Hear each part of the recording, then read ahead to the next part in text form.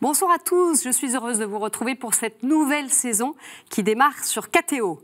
Alors vous êtes peut-être partis en vacances et n'avez donc pas vu tous nos reportages d'été. Restez avec nous, cette émission vous propose une séance de rattrapage.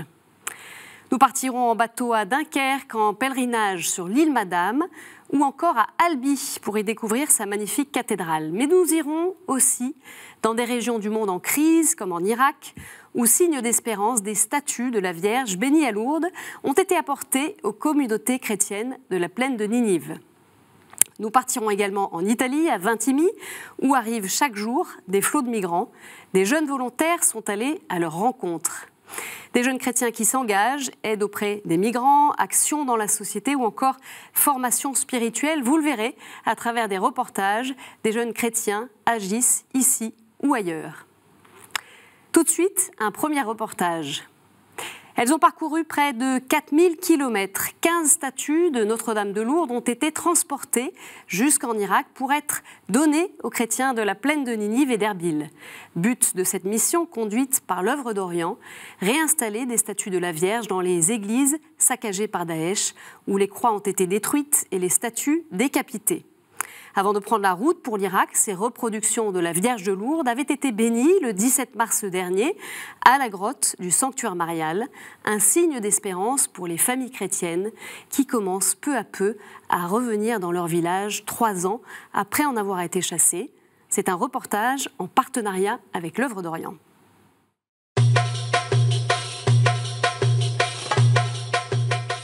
La plaine de Ninive au nord de l'Irak. Le berceau des chrétiens d'Irak. Karakosh, Bartella, Bashika, Teleskov, Batiana, autant de villages tombés aux mains de l'État islamique en août 2014 et libérés fin 2016. Particulièrement touché par la profanation des églises, Monseigneur Golnisch, directeur de l'œuvre d'Orient, retourne sur place pour faire un geste symbolique, remettre sur pied les vierges détruites. 15 statues sont ainsi offertes aux églises de la plaine de Ninive, des statues de Notre-Dame de Lourdes. Maintenant que nous pouvons retourner dans ces villages, il nous semblait un signe important de remettre ces statues de Notre-Dame de Lourdes. Et la population sait très bien ce que représente Notre-Dame de Lourdes. Beaucoup de choses, mais en particulier les malades, la tendresse de Dieu pour les malades, pour ceux qui souffrent. Et ici, il y a beaucoup de gens qui souffrent. Il y a beaucoup de blessés, de pauvres, de gens découragés. Pour eux, Marie est un signe extrêmement important. Le 17 mars dernier, ces 15 vierges conçues pour l'Irak étaient bénies à Lourdes même par Monseigneur Brouvé. Des familles irakiennes étaient présentes. Nous souhaitons que vous sentiez vous aussi le réconfort de Marie, mère de l'Église, mère de tendresse et consolatrice des affligés. Ave, Ave, Ave Maria,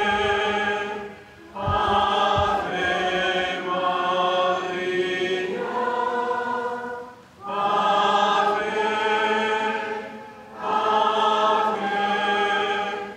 Ave, 22 jours de traversée pour les 15 statues. La France, l'Italie, la Turquie et enfin l'Irak. Ici, à Erbil, se sont réfugiés des milliers de chrétiens. Et ils sont très nombreux à être venus ce 20 juillet pour accueillir les Vierges de Lourdes, qu'ils soient chaldéens, syriaques, catholiques ou orthodoxes.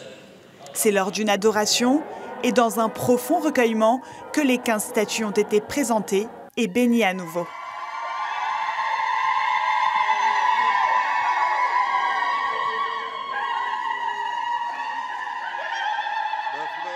En Irak, la dévotion mariale est immense, quelles que soient les générations.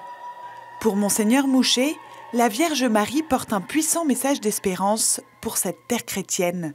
Notre terre, c'est une terre sainte qu'il faut vraiment faire tout le possible pour garder la foi du christianisme ici. Ce christianisme qui est entré dans le pays d'Irak depuis déjà les premières ères du christianisme. Et que nos chrétiens, nos ancêtres ont beaucoup souffert pour vraiment garder leur pays, garder leur terrain, construire les églises. C'est pourquoi vraiment nous sommes fiers de continuer cette mission. Et avec la Vierge Marie, nous avons vraiment ce courage. Que ça veut dire que la Vierge nous dit allez-y, nous sommes toujours prêts à vous aider, à vous bénir aussi.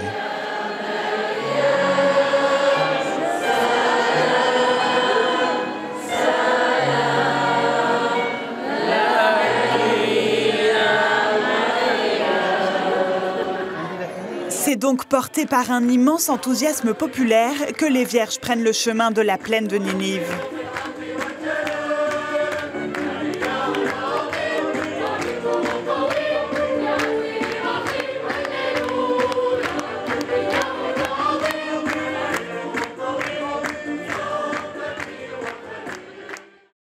C'est aujourd'hui que l'on dépose les vierges dans les églises de la plaine.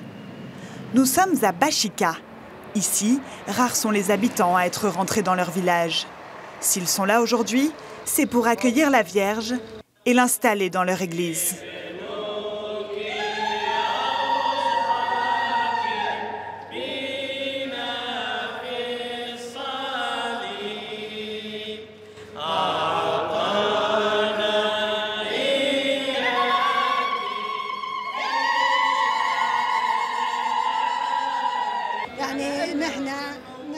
On pleure pour la Vierge qu'on a perdue et cette église.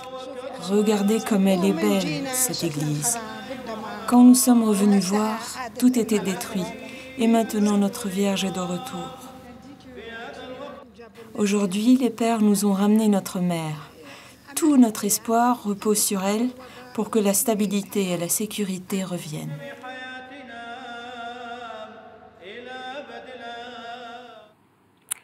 Et la Vierge Marie qui était fêtée par les catholiques du monde entier le 15 août, jour de l'Assomption. Alors vous avez peut-être eu l'occasion de vous rendre dans un lieu de pèlerinage. On pense bien sûr à Lourdes, sanctuaire qui accueille mi-août l'un de ses plus grands pèlerinages annuels. Cet été, 25 000 pèlerins s'y sont rendus. Et puis à l'autre bout de la France, à Dunkerque, le 15 août était fêté de manière particulière cette année.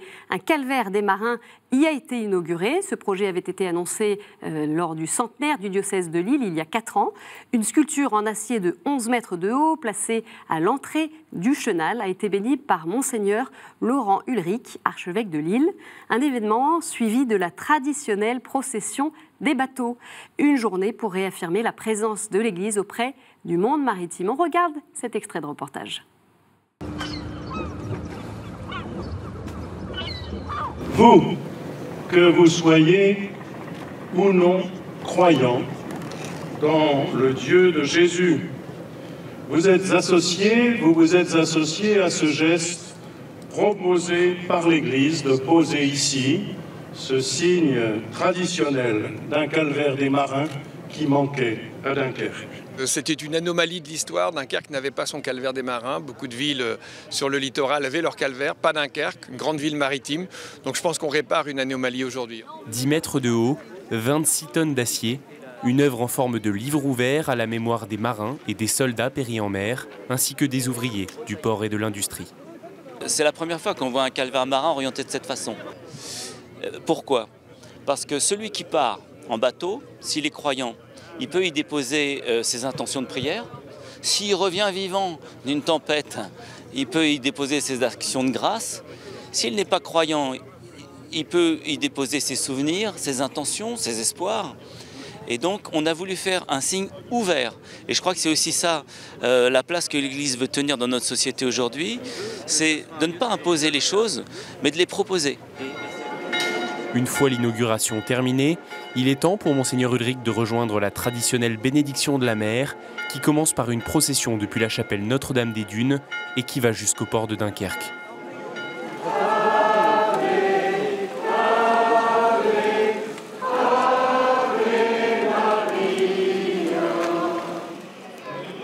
Ensuite, cap sur le large pour Monseigneur Ulrich à bord du bateau des marins sauveteurs. Allez, venez. Les photographes. Bon, Anne, tu vas bien? J'ai retrouvé mes ouailles. Il y a 2 poissons. Hop.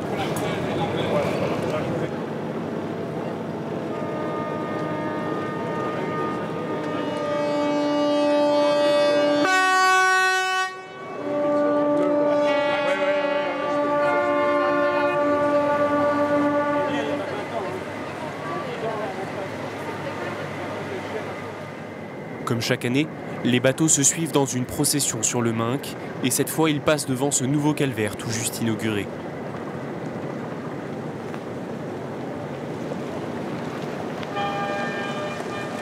Une fois sorti du port et entouré de dizaines de bateaux, Monseigneur Ulrich va bénir la mer. Seigneur Jésus, je sais combien la mer est porteuse de vie, mais aussi de mort.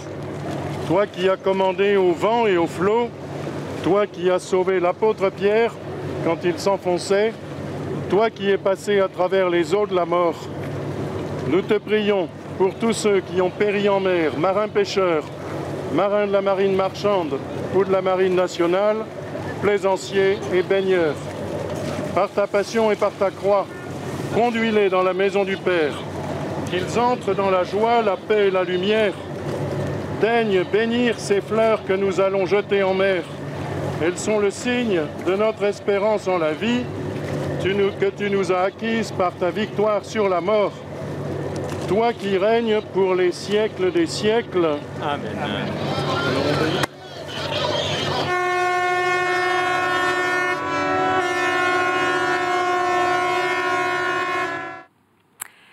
Et on fête un bon anniversaire au diocèse de Luçon. Il fête cette année ses 700 ans. Illumination par des milliers de bougies de la cathédrale, concerts, offices religieux, grande procession mariale. Du 12 au 15 août, de nombreux fidèles ont participé au second temps fort diocésain de l'année jubilaire. Et c'est le cardinal Robert Sarrat, préfet de la Congrégation pour le culte divin et la discipline, qui était invité pour marquer ces festivités. Le cardinal Sarrat, précisons-le, a eu sa vocation grâce à deux missionnaires vendéens, le père Joseph Bréjon et le père Emmanuel Rabot.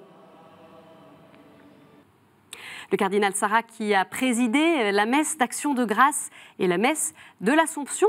Je vous propose d'écouter un extrait de la messe du Jubilé, extrait de l'homélie du cardinal Sarrat. Cette messe était célébrée le 13 août. Oui, en ce jour, et à travers cette célébration solennelle de la très sainte messe, qui est le sacrifice du Christ Sauveur, nous voulons faire mémoire de la bonté que Dieu a manifestée en appelant le peuple vendéen à le connaître, à l'aimer et à le servir jusqu'au martyre, jusqu'à l'effusion du sang. Nous allons supplier ensemble le Seigneur d'accorder aux Vendéens de notre temps la vigueur et le rayonnement de la foi dont leurs ancêtres ont su faire preuve au long des siècles, en gardant fidèlement les commandements de Dieu et, si nécessaire, en les défendant avec courage jusqu'au don de leur vie, et en témoignant de ce même dynamisme missionnaire qui a lancé tant d'hommes et de femmes de votre province aux quatre coins du monde. Pousser la porte d'une église pour entendre un concert ou voir une pièce de théâtre, les propositions artistiques et spirituelles étaient nombreuses cet été dans les diocèses. Parmi elles, à Albi, dans le Tarn, du 16 au 22 juillet, la cathédrale Sainte-Cécile a ouvert ses portes pour la 3e édition de la Semaine cathédrale. Au programme de cet événement diocésain, du théâtre, de la musique et la visite de la cathédrale, une manière de croiser l'art et la foi pour rejoindre une société parfois éloignée du sacré. Reportage. En cette matinée de juillet, à Albi, les touristes ne tardent pas à venir contempler les abords de la magnifique cathédrale ou à immortaliser à l'intérieur ces splendides sculptures. Ce jour-là, une scène inhabituelle se déroule dans le grand chœur de la cathédrale. On reprend là, on met en place. Dominique Touzé et Clémence Baillot répètent la pièce de théâtre qu'ils joueront le soir même. À travers des textes d'auteurs comme Claudel et Tolstoï, l'acteur s'adresse à Dieu, qui lui répond à travers le son du violoncelle.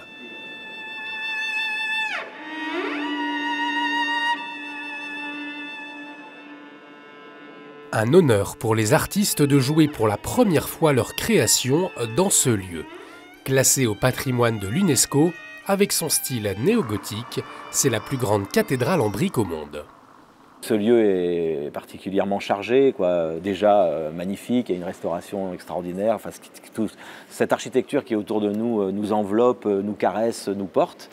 Et puis on se sent en lien avec une charge du passé spirituel de notre pays, quoi, de notre patrimoine. Donc on s'inclut comme si on était une continuité dans ce grand acte artistique spirituel. Seigneur, mais rien n'a changé depuis que vous n'êtes plus roi. Le mal s'est fait une béquille de votre croix. Le soir même, Paris réussit, c'est une standing ovation qui récompense la musicienne et le comédien. J'ai ressenti une profondeur, quelque chose qui m'a beaucoup touché intérieurement. Je ne connaissais pas du tout cette semaine-là, mais je viens de le découvrir sur le programme et je dois dire que c'est une action vraiment très intéressante, d'abord qui nous rapproche de l'Église tout simplement. La veille, la comédienne Florence Turiez a ouvert cette semaine cathédrale avec son spectacle Yalla, où elle interprète Sœur Emmanuelle. Quelque chose a basculé en moi. Tous les spectacles proposés portent une dimension spirituelle. Il y a 3 ans, Monseigneur Jean Legré, archevêque d'Albi, a tenu à soutenir ce projet.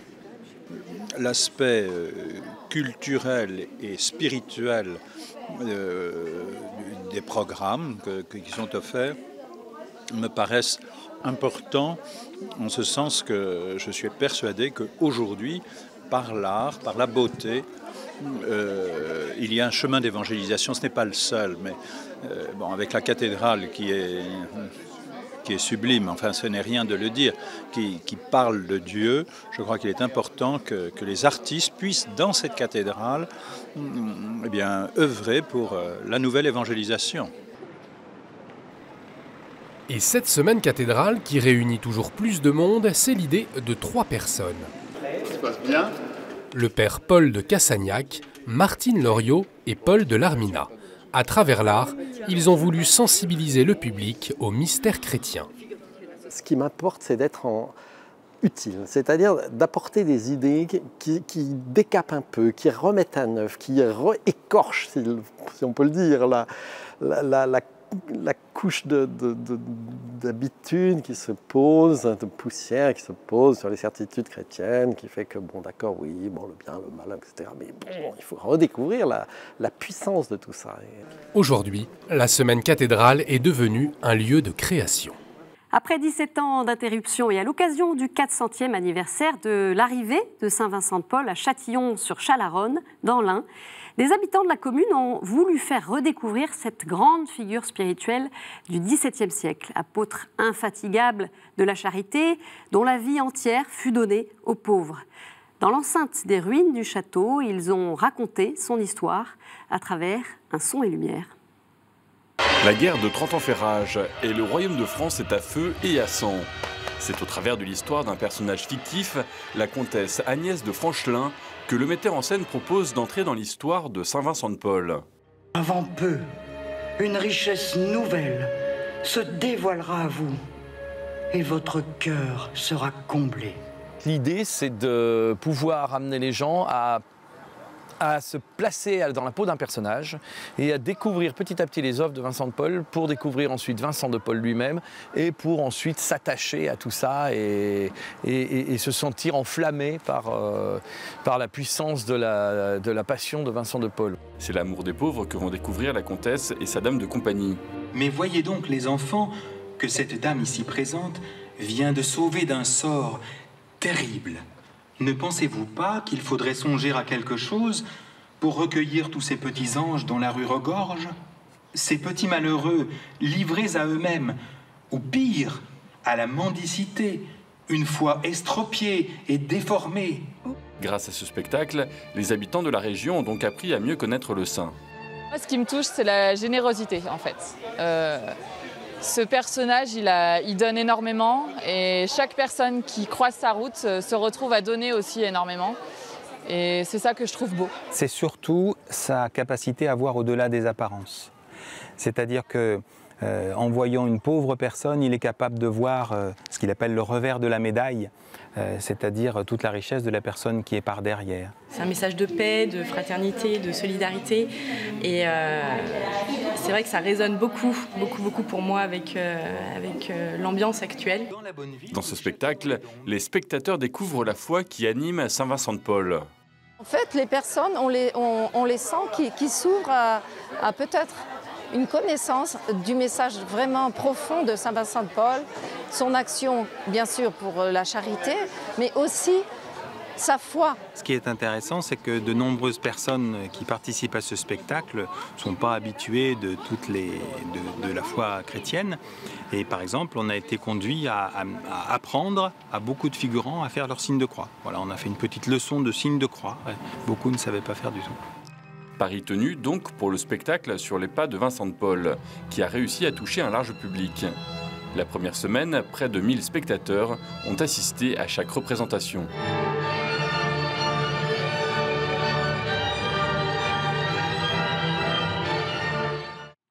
Saint-Vincent-de-Paul qui œuvra tout au long de sa vie pour soulager la misère matérielle et spirituelle. Eh bien, cette lutte contre la pauvreté, elle se poursuit aujourd'hui. Une pauvreté aux visages multiples. Elle traverse parfois la mer comme ces milliers de migrants qui espèrent une vie meilleure ailleurs. Certains jeunes sensibilisés se mobilisent pour les aider. C'est le cas pour des jeunes du diocèse de Viviers. Pendant 2 semaines, fin juillet, une trentaine d'entre eux, âgés de 18 à 25 ans et conduits par leur évêque, Monseigneur Balza, se sont mis au service des migrants et des bénévoles de Vintimille. Cette petite ville italienne, qualifiée de Calais d'Italie et située à la frontière franco-italienne, fait face à l'afflux de nombreux réfugiés qui veulent gagner le nord de l'Europe. Reportage. À 9h, ouverture des portes. Chacun reçoit 2 tartines, une pomme et un verre de thé. Pour bon nombre d'entre eux, ce sera le seul repas de la journée. La plupart vivent à quelques centaines de mètres de là, sous un pont, dans la poussière et les déchets. Les cases qui sont là-bas dans le pont, eux ils appellent ça le 5 étoiles. C'est ceux qui sont arrivés en premier qui ont le droit d'y dormir et ils sont privilégiés de pouvoir y dormir en fait. Voilà. Je ne comprends pas comment on peut laisser des gens dormir comme des animaux sous un pont de la sorte en fait. Les jeunes, accompagnés de Monseigneur Balza, ramassent les détritus. Le problème c'est qu'on ne sait pas quoi jeter ou pas. L'occasion aussi de discuter avec ces migrants. La plupart de ceux qui vivent ici ne veulent pas se rendre dans les lieux d'hébergements officiels, de peur qu'on relève leur identité et qu'ils soient renvoyés d'où ils viennent. D'autres vivent dans les camps, comme celui de Sant'Antonio qui se trouve non loin de là. C'est notamment le cas d'Ibrahim qui vit ici avec sa femme et ses 2 enfants, en attendant de pouvoir venir en France. J'ai voulu risquer ma vie et celle de mes enfants pour traverser la Méditerranée. J'espère avoir un asile politique, vivre une vie comme tout le monde. Moi avec mes enfants. On a ouvert le 31 mai de l'année passée, car ici à Ventimiglia, après la fermeture de la frontière de la part de la France le 11 juin 2015, on a eu le problème d'accueillir les migrants qui viennent ici pour essayer de rejoindre d'autres pays européens. Dans ces camps, les jeunes donnent des cours de français, jouent avec les enfants, préparent et servent les repas et partagent de bons moments.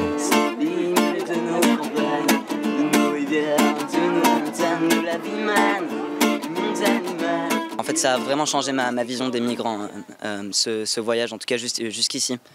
Le fait d'en rencontrer, de pouvoir avoir des véritables rencontres avec des personnes qui ont quitté leur pays et qui cherchent asile, en fait, ça m'a permis de vraiment changer ma manière de voir les choses.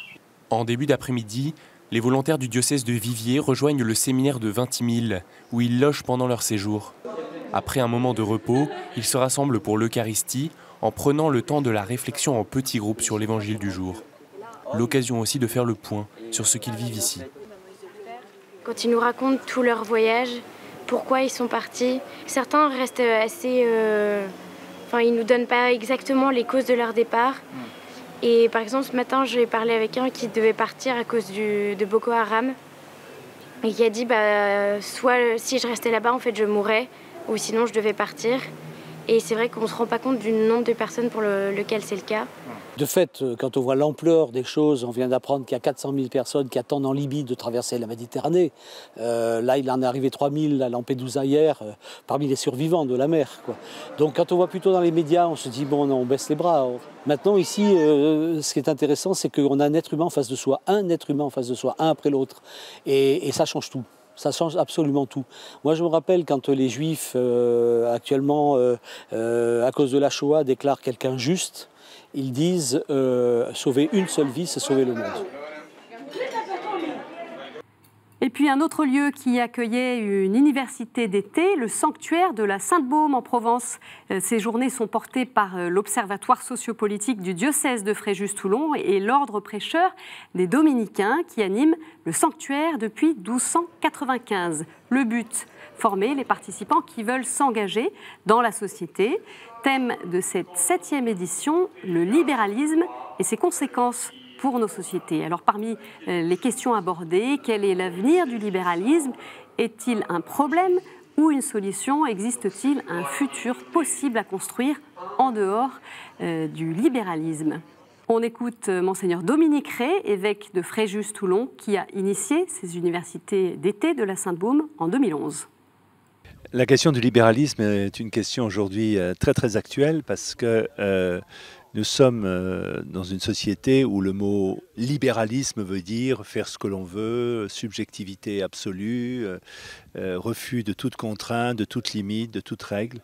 Et donc la question du libéralisme est sous-tendue par une certaine vision, je dirais, de l'ultralibéralisme.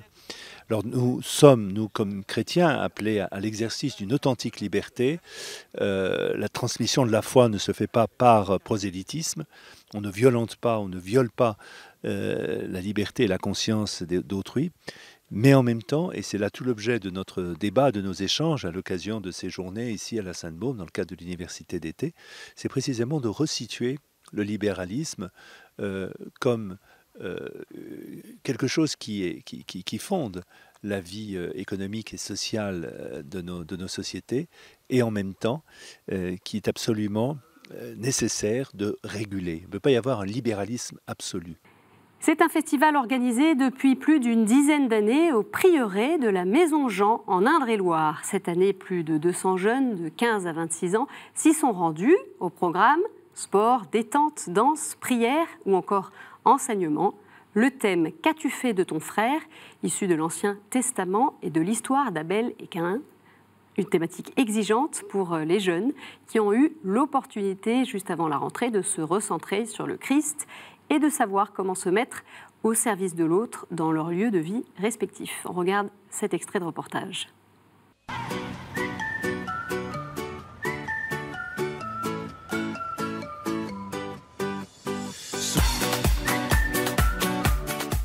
Cinq jours de joie, de danse, de rire, de prière et d'adoration pour les 200 jeunes venus de différentes parties de la France. Cette année, le thème du festival est « Qu'as-tu fait de ton frère ?»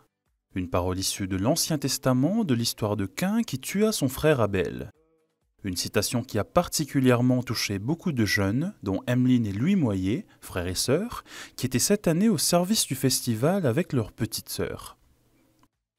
On est tous les trois serviteurs et donc c'est vraiment c'est important pour nous de servir en même temps le Christ, le festival et en étant tous ensemble, en rigolant et en évoluant avec les frères et sœurs. Je vois qu'on grandit et que plus on va grandir, moins on va se voir. Et du coup, il faut vraiment profiter de chaque moment où on peut se voir pour pouvoir discuter, pour pouvoir prendre soin de l'autre, des uns des autres. C'est ça qui est vraiment fort et je pense que c'est ce qui nous est demandé aussi au festival en fait. C'est vraiment d'avoir une relation plus profonde et de pouvoir grandir ensemble en fait. On l'a déjà fait mais là maintenant on choisit de grandir ensemble. Le thème a été choisi par le comité d'organisation du festival, composé de jeunes et de frères et sœurs de la communauté de Saint-Jean. Un choix exigeant, mais essentiel pour des jeunes en quête de repères. On avait vraiment très à cœur, et moi aussi, étant parisienne, de vraiment mettre au cœur de ce festival, d'appeler la responsabilité des festivaliers et des jeunes, et qu'ils se rendent compte qu'ils ont une place dans l'église, et de leur faire comprendre que chacun a sa place, et que chacun doit la prendre, mais que c'est aujourd'hui et c'est pas demain. Parce que c'était un de nos objectifs avec ce thème, de pas juste de dire t'es catho, il faut rester qu'avec les cathos. Non, il faut aller au-delà, et on rejoint vraiment ce que dit l'Église aujourd'hui. La fraternité et l'entraide ont été des éléments centraux du festival. Chaque jeune pouvait choisir durant son inscription d'éventuellement se mettre au service du festival à travers un domaine précis. La technique, la sonorisation, l'alimentation ou encore la musique. Ce festival est porté surtout par les jeunes. Les jeunes, vous voyez, ne sont pas consommateurs sur le festival, ils sont surtout acteurs. Alors bien sûr, il y a des festivaliers qui arrivent juste pour le festival, mais ils sont accueillis par ces serviteurs en fait. Et du coup, ça donne toute une dynamique, une richesse qui est importante. Plusieurs jeunes ont ainsi pu vivre des moments de fraternité tout en étant au service des uns et des autres, même si ce n'était pas tout le temps facile. Au camp technique, forcément, au bout de 2 semaines, on est une famille, et j'ai eu du mal avec certaines personnes. Mais c'est là qu'il faut se pousser à s'ouvrir aux autres et à les accueillir et essayer de les faire grandir un peu si c'est possible. Et puis eux aussi nous apportent, du coup c'est génial. Et dans notre camp, particulièrement à travers la louange, quand on est sur scène et qu'on loue le Seigneur, c'est vrai que quand on va voir les gens prier devant, on se dit qu'ils ont vraiment... il y a vraiment quelque chose qui se passe. C'est une grande grâce de voir les jeunes progresser tout au long du camp et plus en plus s'ouvrir à l'amour de Dieu. Ça veut dire, comme on disait avant-hier... Les temps de nourriture spirituelle faisaient aussi partie intégrante du festival. Pour leur dernière soirée dans les champs de la Touraine, les jeunes ont pu ainsi vivre une soirée d'adoration avec un enseignement de Monseigneur Hervé Gosselin, évêque d'Angoulême, et des moments forts de recueillement avec une procession et un temps de réconciliation.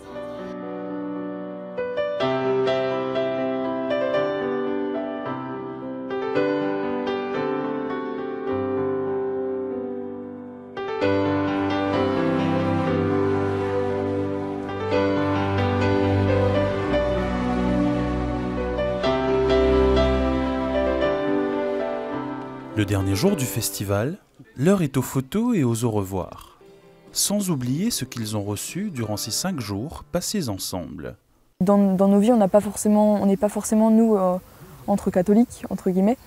Et là, le festival, ça nous a donné des outils pour justement aller vers l'autre, vers celui qui n'est pas comme nous, qui n'est pas forcément catholique, etc. Mais qui est quand même notre frère et que, nous, tout ce qu'on veut, c'est que soient heureux comme nous on peut l'être. Beaucoup de joie, joie d'avoir vraiment rencontré le Christ au cœur de mon été, même si je le connais déjà, mais en fait on ne peut que le découvrir encore plus. Joie d'avoir rencontré des nombreux jeunes, des frères et sœurs avec qui on a eu des super belles discussions sur la vie, et joie de repartir vraiment avec l'envie de changer les choses dans notre vie. Et voilà, et puis faire découvrir aux autres qui sont autour de nous la présence de Jésus. Les jeunes sont déjà responsables de leurs frères, c'est valable en famille. Ils ont déjà une expérience concernant un investissement pour aider un petit frère, une petite sœur, un grand frère ou un ami à l'école. Donc c'est déjà quelque chose qui les concerne. On aurait tort de ne pas faire des propositions et de ne pas fortifier en eux ce désir d'aller voir leurs frères et de les aider.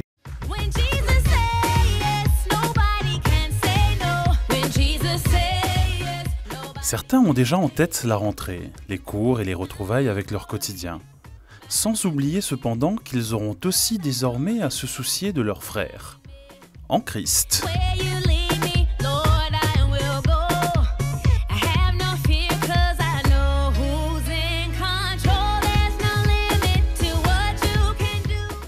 À l'occasion de ses 50 ans, la DCC, la Délégation catholique pour la coopération, ONG catholique de développement, envoie 140 volontaires en mission à travers le monde. Ce service du volontariat international de l'Église en France est présent dans plus de 50 pays, accompagne chaque année plus de 500 volontaires, des familles, des couples ou encore des célibataires qui s'engagent pour vivre une expérience spirituelle et solidaire à travers un projet professionnel et l'insertion dans la vie locale.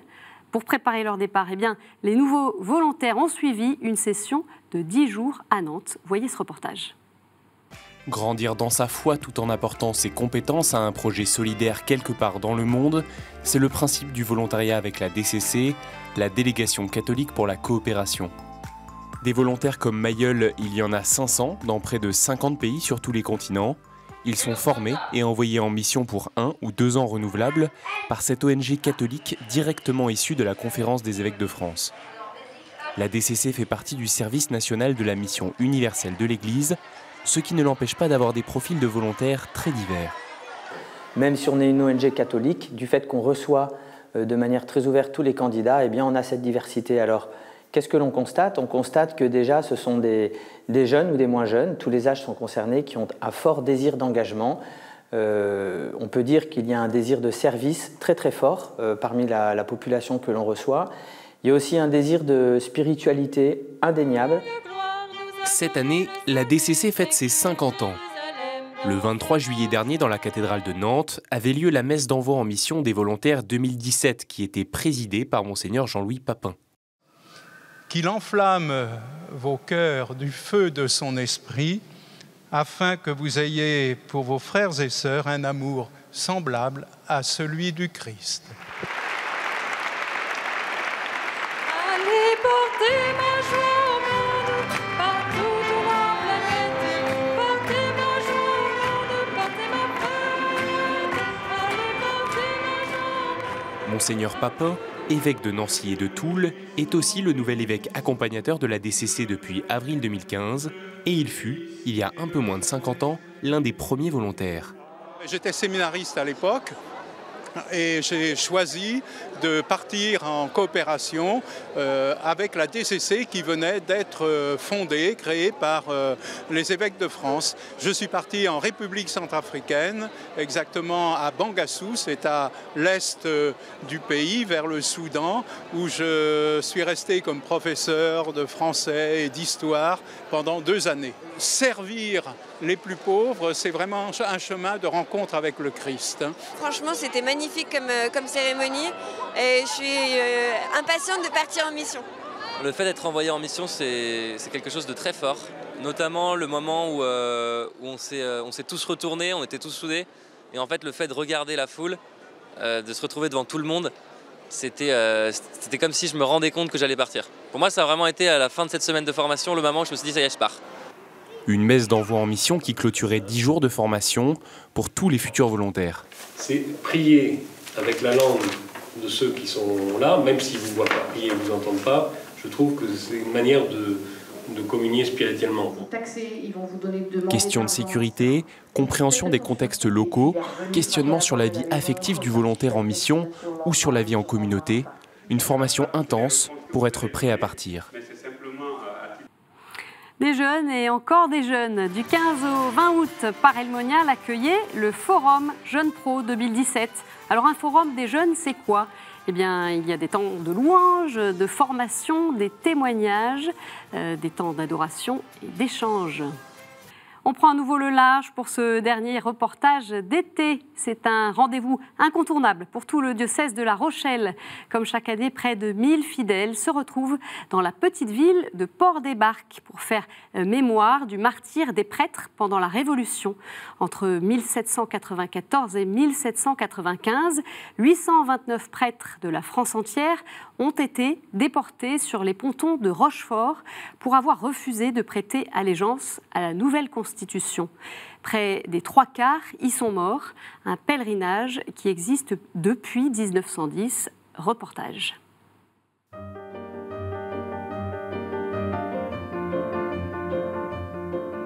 En voyant les eaux tranquilles de l'estuaire de la Charente, on ne soupçonne pas le drame qui s'est joué ici il y a plus de 200 ans. Au lendemain de la Révolution française, plus de 800 prêtres qui avaient refusé de prêter allégeance à la nouvelle Constitution ont été déportés sur les îlots de l'estuaire. Entassés dans des cales pendant des mois, seuls 228 survivront. Les autres sont morts, de faim, de maladie. C'est pour faire mémoire de ces martyrs que, comme chaque année, les fidèles du diocèse de La Rochelle se retrouvent pour une journée de pèlerinage jusqu'à l'île Madame. La Révolution française voulait une église inféodée au pouvoir, soumise au pouvoir. Les prêtres ont voulu être fidèles à Rome, fidèles au pape. Ils ont voulu que l'église soit libre. Ils sont morts pour cela. La moindre des choses est de les vénérer et de venir ici en pèlerinage pour trouver nous aussi un ressourcement spirituel pour tous les baptisés et tout spécialement pour les prêtres. La journée a débuté sur le continent dans le sanctuaire de Port-des-Barques par une célébration pénitentielle et une grande messe. Cette année, le pèlerinage accueillait un invité d'honneur, le cardinal Lacroix, venu de Québec. L'occasion pour lui de partager un temps d'enseignement. À l'image des prêtres survivants qui avaient pardonné à leurs bourreaux, il a invité les fidèles à vivre pleinement la fraternité en action et surtout à évangéliser autour d'eux. C'est l'heure d'évangéliser. Comment allons-nous le faire? D'abord en vivant, vous et moi, au quotidien, notre relation, notre alliance avec le Christ et en rayonnant simplement autour de nous. Nous allons attirer. Nous, les chrétiens, n'avons rien à imposer. J'étais ému très souvent, touché par le témoignage de charité, de persévérance et de fidélité de ces prêtres. Les temps sont différents, les exigences ne sont pas moindres et les défis sont titanesques. Alors que la foi de ces martyrs nous soutienne et nous encourage à poursuivre la route.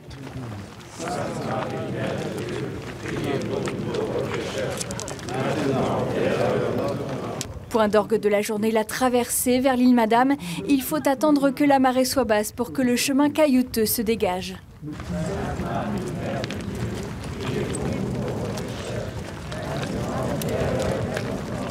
La traversée a duré une quarantaine de minutes. En chemin, les pèlerins ont ramassé un caillou qu'ils ont ensuite déposé une fois arrivés sur l'île, sur l'énorme croix de Galets. Une croix située à l'endroit même où 4 corps de prêtres martyrs avaient été découverts, enterrés en forme de croix.